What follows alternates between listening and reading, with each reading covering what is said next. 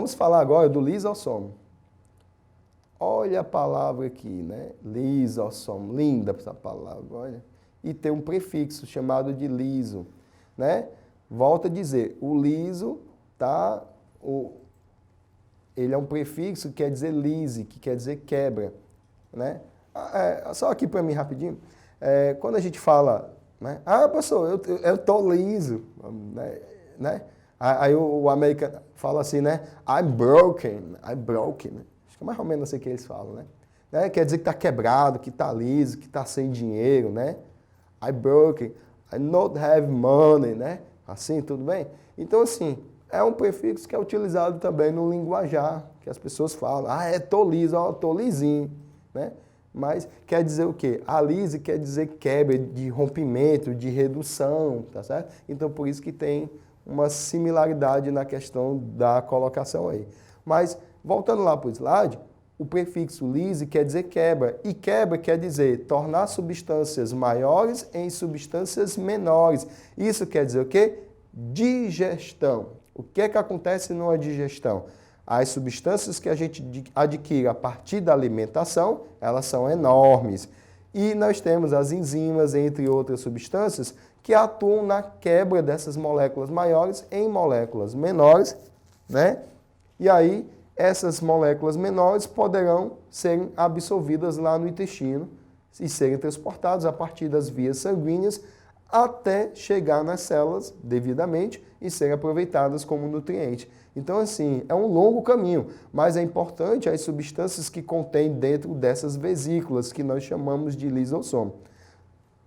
Uma coisa que é importante, que eu gostaria de ressaltar aqui para mim, tanto o lisossomo como outras vesículas que a gente poderá falar aqui, elas são derivados também de membrana, tá certo? Ou seja, são derivadas dos retículos endoplasmáticos e, claro, consequentemente derivados da caroteca, que é a membrana que protege o núcleo. Então, é importante ressaltar que as vesículas, independente da sua função, elas têm também essa constituição de membrana plasmática ou de membrana nuclear, tá certo, pessoal? E assim, vesículas têm diversas. De acordo com a substância nas quais estiverem armazenadas dentro dela, é que elas vão receber nomes diferentes. Então, assim, o lisossomo é apenas um dos tipos de vesículas que existe dentro da célula. E, claro, ela só recebe esse nome exatamente porque dentro dela existem enzimas digestivas que vão atuar na lise ou na quebra das moléculas orgânicas que entram dentro da célula e precisam ser digeridas. Pessoal, e se tiver uma outra substância que não são enzimas de digestão? Elas vão receber outros nomes, como peroxissomos, glioxissomos e assim por diante. Mas ambas são bolsas circulares que armazenam substâncias que vão atuar dentro da célula, tá certo? Então, lembrando, tanto o lisossomo como outras que a gente vai falar são vesículas. E vesículas são bolsas que armazenam substâncias internas dentro das suas estruturas, ok? Voltando para o slide. Então, nós já entendemos que o lisossomo, por ter enzimas digestivas dentro dela, fazem a função principal, no caso de digestão intracelular, ou seja, dentro da célula.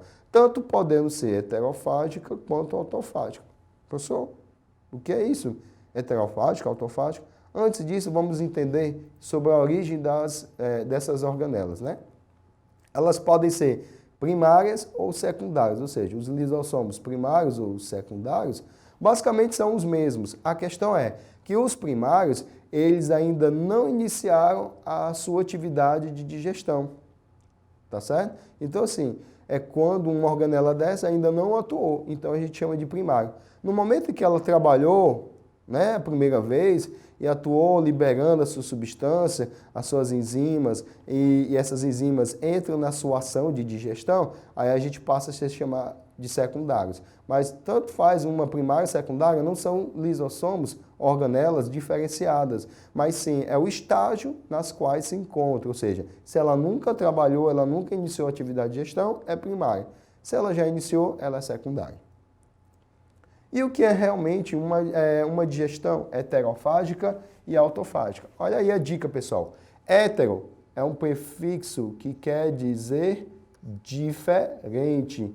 E auto vem de automático ou vamos associar ao símbolo de igual. Então, quando eu digo que o lisossomo ele está atuando numa digestão heterofágica, eu quero dizer que ele está atuando na digestão de partículas proveniente, ou seja, de origem do meio externo, ou seja, não faz parte da sua constituição. Por exemplo, a célula está atuando numa bactéria, fazendo a digestão de uma bactéria ou de uma substância que veio do meio externo, não faz parte da sua estrutura ou da célula, então é uma digestão.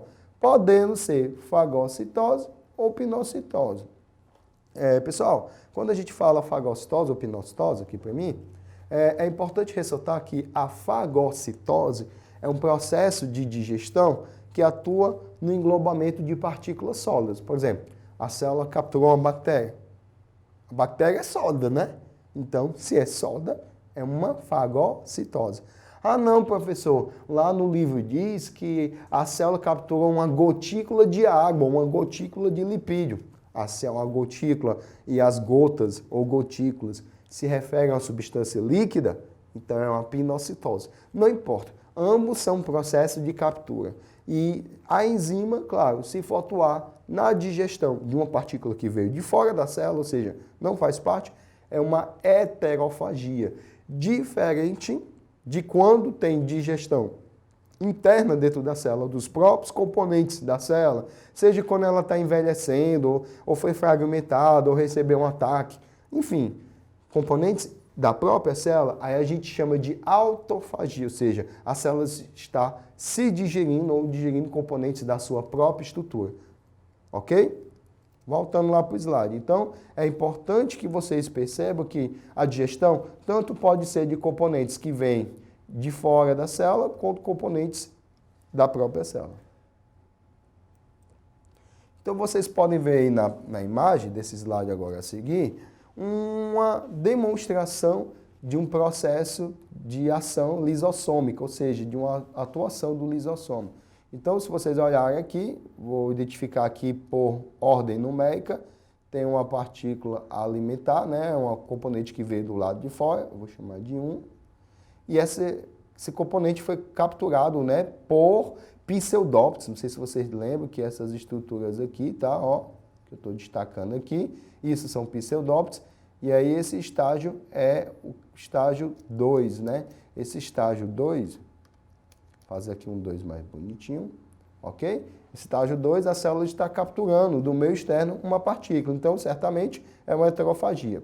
No estágio 3, nós temos uma formação de um componente, né, uma vesícula chamada de fagossomo. Olha a palavra, fagossomo é uma bolsa que a partir da fagocitose, a palavra lá em cima, ou seja, de uma partícula sólida, veio a capturar essa partícula e aprisionou, ou seja, para realizar alguma ação depois. Aí nós temos aqui um lisossomo, né? Bem aqui eu vou botar uma numeração de 4, que foi produzido, claro, né, a partir do complexo de Golgi, que está logo abaixo, e, claro, ela possui enzimas digestivas. Então, certamente, né, esse componente chamado lisossomo vai se associar ao componente que eu vou numerar aqui por 5, que no caso é o vacúolo digestivo, e vai começar a atuar na digestão. Após a digestão, o que é que acontece? Vai acontecer, aqui onde eu vou numerar por 6, o vacúolo chamado residual. Esse resíduo quer dizer os restos metabólicos da digestão desse componente. E, claro, eu vou numerar aqui 7, que é o processo de eliminação, ou seja, é um processo de exocitose, ou seja, está eliminando os resíduos que não servem mais, ou seja, o lixo celular para o lado externo. Então, se vocês observarem, essa figura, ela esquematiza todo o processo de atuação do lisossomo, desde a sua formação até a sua ação de lisossomo primário para lisossomo secundário, e aí atuando até o fim da digestão, ok? Então, essa é a funcionalidade do lisossomo. E ainda existe um outro termo chamado de autólise. Pessoal, olha o prefixo auto, né? O auto, ou automático, quer dizer partícula da própria célula. Só que qual a diferença, né, da digestão, né, autofágica, né, da autólise em si. A autólise é um tipo de digestão autofágica, mas que ela é programada. Como assim programada, professor? Né? Voltando aqui para mim.